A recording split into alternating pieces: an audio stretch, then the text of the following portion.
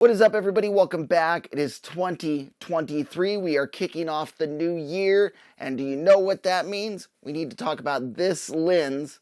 It could possibly be the greatest vlogging lens in the world.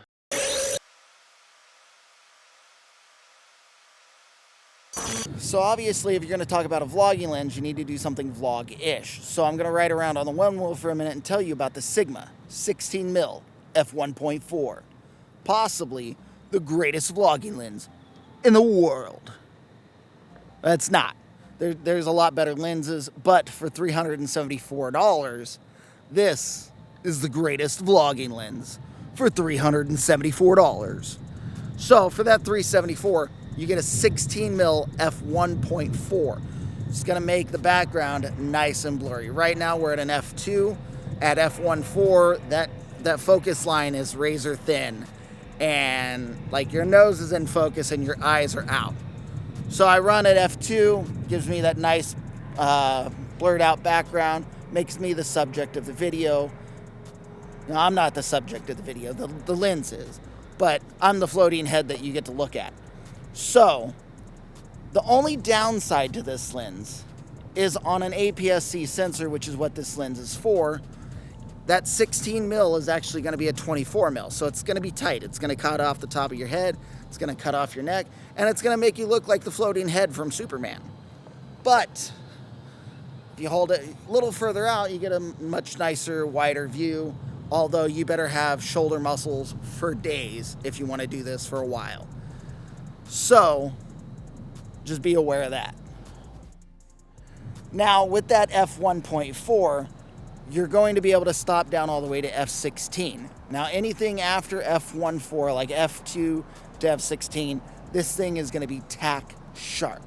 I did notice at f1.4 there was a little hazing on the edges of stuff, and it just wasn't as sharp as I wanted it to be, but being an f1.4 and a cheaper lens, it's still really good. Now, speaking of really good, this autofocus is impeccably good. It gives you that nice cinematic, slow focus pull, focus shift, instead of that bam, in and out like some lenses do. So it is really good, and it keeps track of your face very well. Now, that's a mix between the lens and the camera, keeping track of your face, but the lens is just really good at autofocus. Now, the last thing I want to talk about while riding the one wheel, it's 45 degrees, it's a little cold, is image stabilization on this lens. There is none. But at 16mm, it's wide enough that you don't need it. Right now, we're riding around on the one wheel. I am on asphalt. It is a little bumpy, but it still looks pretty good. Now, unless you go down a gravel road and you start shaking real bad or something like that, or you've been vlogging on this lens for a while and your arm's tired and your shoulder's dead, then you'll start to get a little wobble and maybe one IS. Hopefully One Wheeling Me talked about aperture, image stabilization, and autofocus, which means we just have a couple more things to talk about. The first one's going to be sharpness on this lens. It's going to be really good after you get up to 1.8 and above. At 1.4, I noticed some hazing on lines and edges. After 1.4, this thing is tack sharp. Now for the photo side of this lens, you can do landscapes, building photography, and stuff like that. It's really good at it. I would stray away from portraits.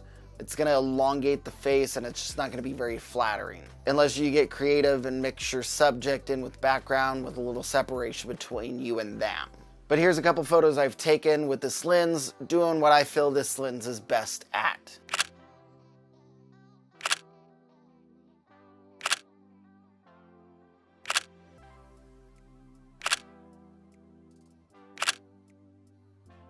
Now, compression on this lens isn't going to be very good.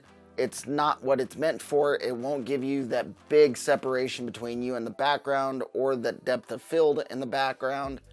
But that's not what this lens is for. This lens is for vlogging, studio talk heads, and stuff like that. And that's what I've used this lens for about the last 6 months. Now, if you want separation and stuff like that, the 30mm variant is wonderfully amazing. It is mwah. But That's in a different video. That's not part of this. And so we're talking about the 16 mil. So you can order this lens in a gaggle of different mounts. You've got Sony E, Canon EF-M, Micro Four Thirds, Fuji X, Leica L. I had to look at my notes. So depending on what camera you have, you're probably pretty well set on ordering one of these, unless if it's a full frame. This is an APS-C size lens. Now your focus distance on this, it's gonna start at 9 inches and go out to infinity. So it's not a macro lens. You won't be able to do macro shots, but yet again, that's not what this lens is for. Now, I've used the 16 mil and the 30 mil variant for about 6 months, and they pretty much replaced all my other lenses.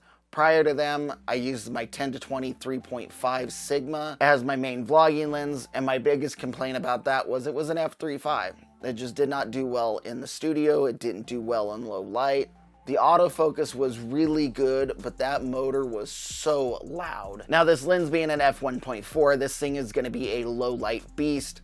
Prior to using this lens for these studio talking heads, I would use my 10-20 f3.5 Sigma, and it was just bad. The lens is good, but I was having to crank my ISO all the way up to 1250, giving me a lot of noise in the background, and I was having to have my lights at full blast. Now on this, I'm using it as an f2.0, and I have my lights at a 60% output, and I'm running an ND filter, giving me a lot less noise in the background and a much softer, nicer image. But that's gonna do it for me. I hope you guys enjoyed this video. If you were looking at buying this lens, maybe this is the little push that you needed to buy it, or maybe it gave you a little more insight about it. I am a huge Sigma fan, and Sigma didn't sponsor this video, nor did they provide me the lens. I paid out of pocket for this one, that one, and oh my gosh, that one. That one hurt. That one hurt. But I needed it, I needed it, I needed it, needed it.